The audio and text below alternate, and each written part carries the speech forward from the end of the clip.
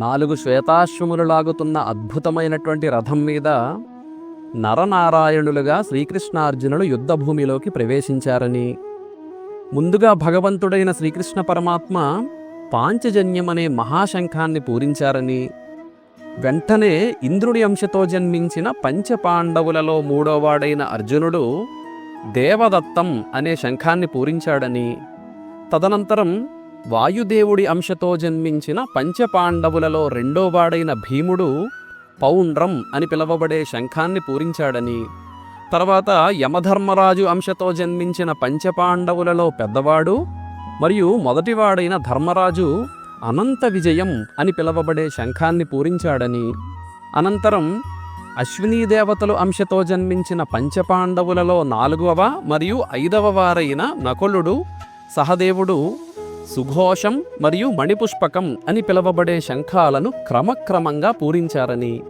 దాని పిమ్మట కాశీరాజు, శిఖండి, దృష్టద్యుమ్నుడు, విరాటుడు, ద్రుపదుడు, ఉపపాండవులు మరియు అభిమన్యుడు తమ తమ శంఖములను అత్యంత గంభీరంగా పూరించారు అని సంజయుడు ధృతరాష్ట్రుడికి వివరిస్తున్నాడు అని చెప్పుకున్నాం కదా. తర్వాత ఏం జరిగిందంటే, సఘోషోదార్తరాష్ట్రాణం హృదయాని వ్యధారయత్ నభశ్చ పృథివీం చైవ తుములోవ్యను నాదయన్. ఈ పాండవులు పూరించిన శంఖధ్వనికి భయంకరమైన రీసౌండ్, అంటే ఆకాశము భూమి దద్దరిల్లి మారుమురగిపోయినట్టుగా అనిపించి ఒక్కసారిగా దుర్యోధనుడు మొదలుకుని కౌరవులకి, కౌరవ సైన్యం మొత్తానికి గుండెలు చీల్చినట్టుగా అయిపోయి ఆ శబ్దానికి సగం ప్రాణాలు అప్పటికప్పుడే గాల్లో కలిసిపోయి వారి ఉత్సాహం అంతా కూడా నీరు కారిపోయింది. ఉదాహరణకి ఒక వ్యక్తి బైక్ మీద స్పీడ్గా మంచి ఆనందంతో వెళ్తూ ఒక లారీని ఓవర్టేక్ చేస్తున్నాడు అనుకోండి, అనుకోకుండా ఎదురుగా సడన్గా ఇంకొక లారీ వచ్చేసి పెద్ద హార్న్ వేసి అంత స్పీడ్గా వచ్చేస్తుంది అనుకోండి, బైక్ని బ్రేక్ వేసి కంట్రోల్ చేద్దాం అనుకునేలోగా అదే సమయంలో బ్రేక్స్ ఫెయిల్ అయిపోయి అసలు ఏ విధంగానూ తప్పించుకునే ఆస్కారం లేకపోతే మనస్సులో ఏ విధంగా అయితే భయం ఉంటుందో ఆ శంఖధ్వని విన్న కౌరవుల పరిస్థితి కూడా అలాగే ఉంది. ఇప్పుడు పాండవుల శంఖాలని పూరించిన తర్వాత అధవ్యవస్థితాన్ దృష్ట్వా ధార్తరాష్ట్రాన్ కపిధ్వజ ప్రవృత్తే శస్త్ర సంప్రాతే ధనుర్యుధ్యమ పాండవ. అప్పుడు కపిధ్వజుడైన అంటే హనుమంతుడు ధ్వజాన్ని కలిగి ఉన్న అర్జునుడు యుద్ధానికి సంసిద్ధులై ఉన్న కౌరవులందరినీ చూసి తన దగ్గరున్న ధనస్సుని చేతపట్టి ఆయుధాన్ని ప్రయోగించడానికి ప్రారంభమవుతూ హృషీకేశం తదా వాక్యం ఇదమాహ మహీపతే.